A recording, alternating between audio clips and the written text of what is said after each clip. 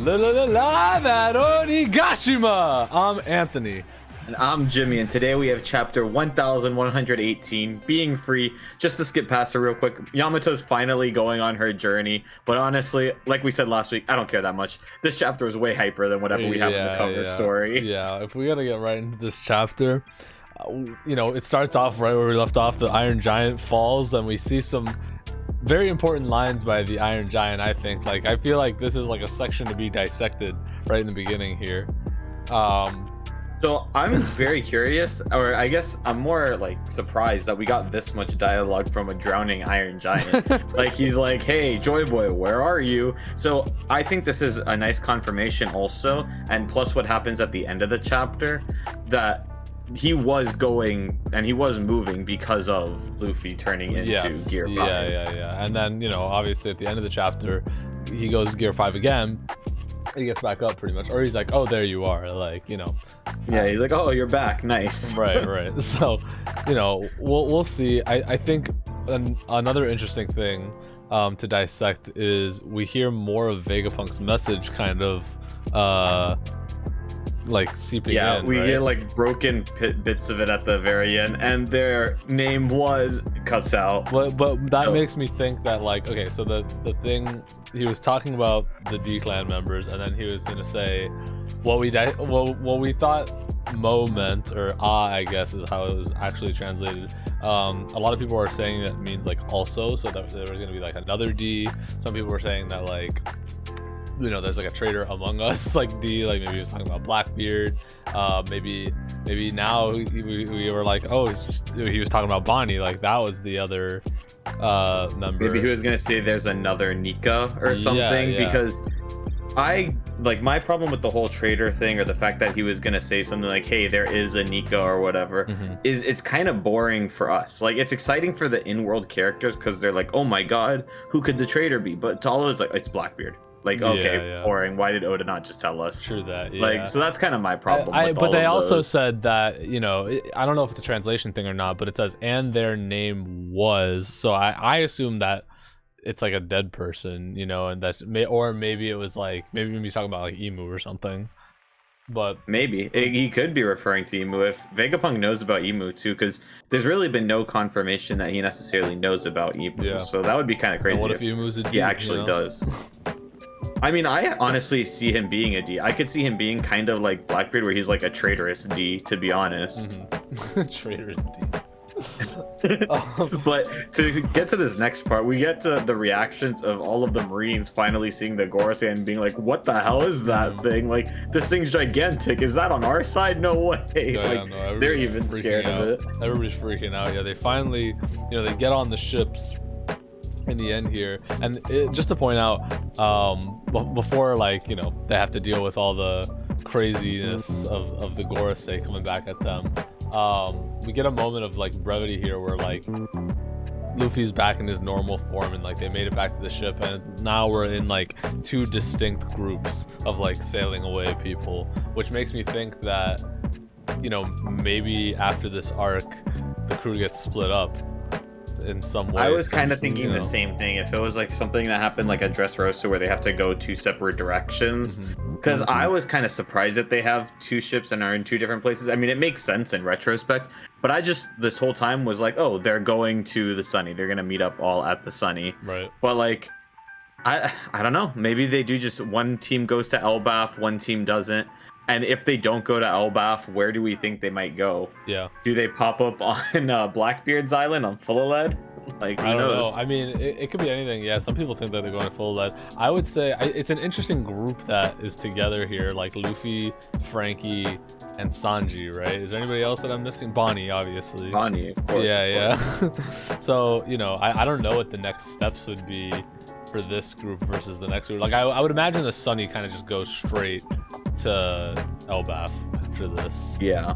And I mean, it makes sense. So the Giant Pirates does also. So maybe they split up for a little bit and then just meet up on Elbaf again, because that's the destination. Yeah. Kind of like how Zoe was the destination where they all met up, minus Sanji. So maybe there's going to be a little bit something before Elbaf too, and that's kind of what this is hinting towards. Right.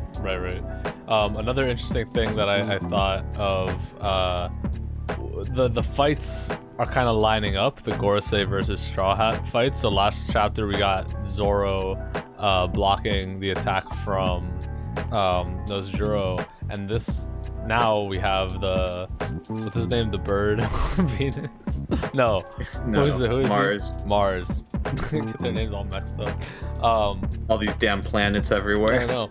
And so he's flying in, and people think that this is gonna be like Sanji's opponent, right? Even though he didn't block the hit here, but you know, Sanji might get involved somehow with this. I don't know exactly, because to just address the end of the chapter, I was about to say, I don't know, this might be Bonnie's fight. Yeah, this might be Bonnie's opponent. We got two Nikas. Like, what the fuck?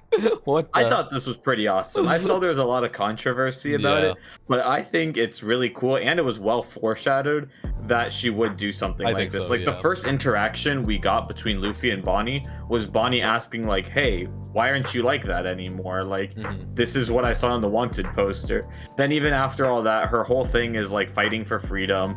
Like, Kuma's entire backstory is about fighting for her to be the freest, and for her to finally like feel safe and embody that, I think is just perfect, honestly. I agree. I'm on the same boat. Like, I think it's cool, and I think that like there was a panel a long time ago when Saturn was still holding Bonney up, like, you know, when he was telling all the Marines to like shoot her or whatever, where he was like, oh, Nika's power hasn't like fully gotten into her yet or whatever, or like she doesn't, it was something along the lines of like she is doubting his power, so like it's not affecting. So I feel like the Gorosei kind of know that this is a possibility.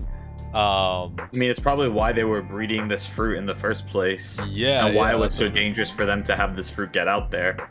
Like, just saying that makes me think of the flip side. Like, yeah, if she doesn't believe something, she's kind of powerless. But on the flip side, if she can believe literally anything and it can basically be true, like, her powers are just as limitless as Luffy's because of this. If not more, it's honestly kind of insane. Like, imagine when she asks for a Shanks-ish future.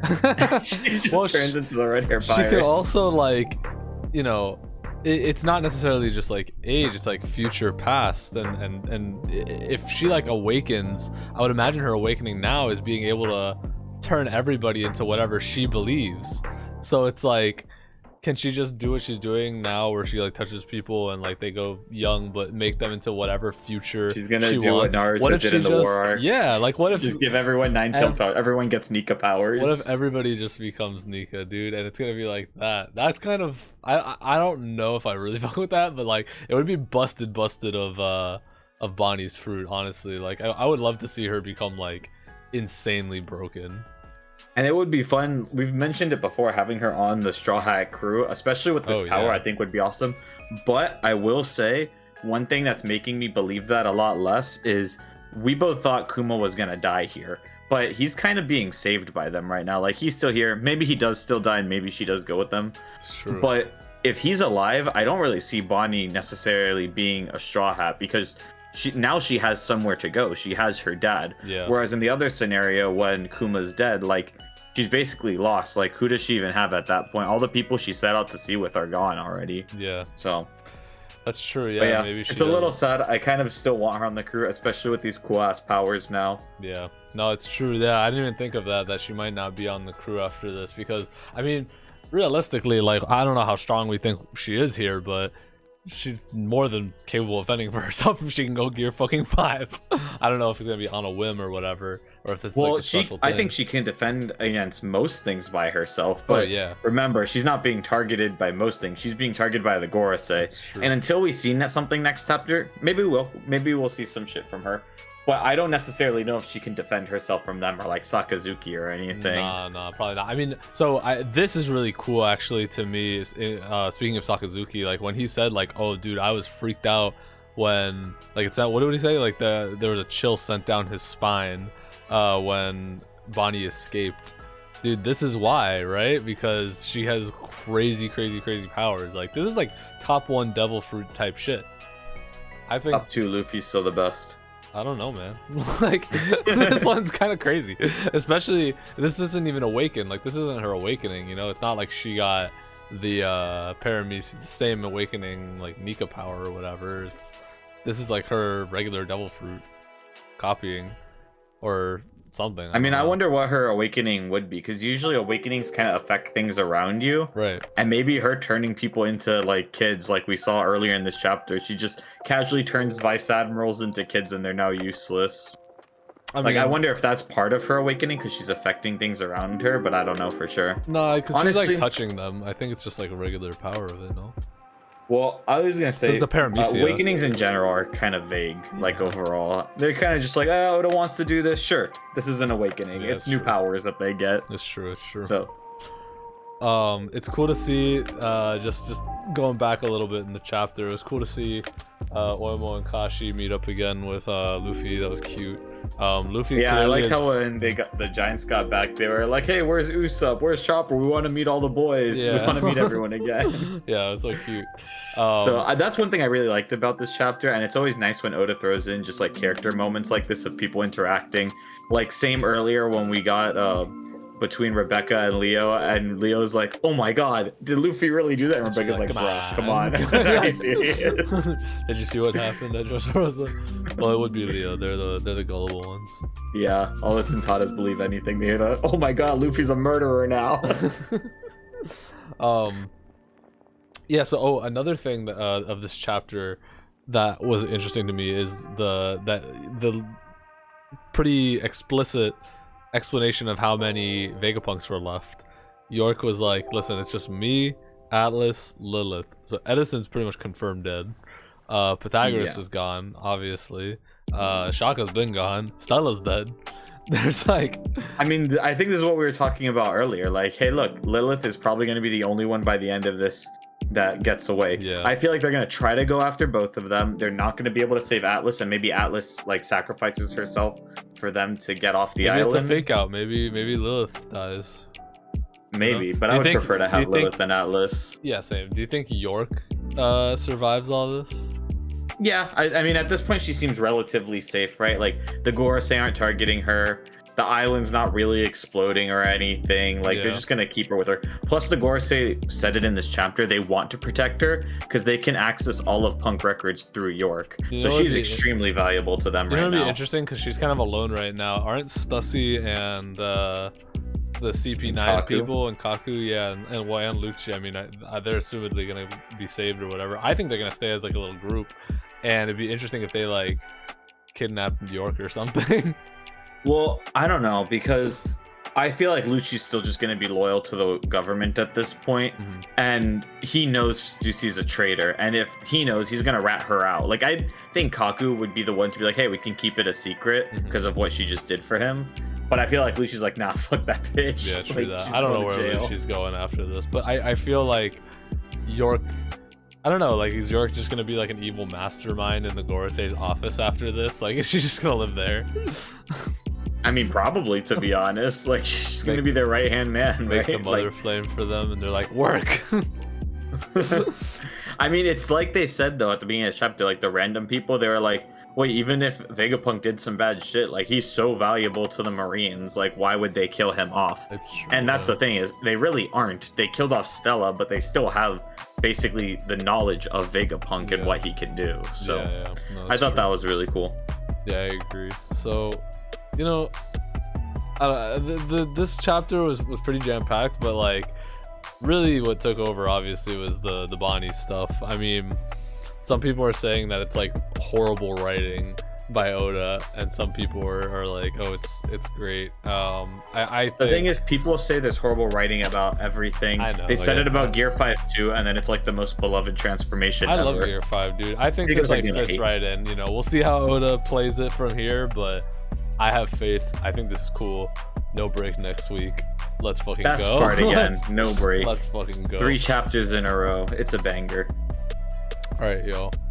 We'll see you next time. Thanks for tuning in. Like, comment, subscribe, and let us know what you guys think in the comments about this transformation. We Yeah. want to hear your thoughts. Yeah. Is it a cop out or is it more of a Goda moment? Goda best foreshadowing. writer of all time. All right, y'all. Peace out. Peace.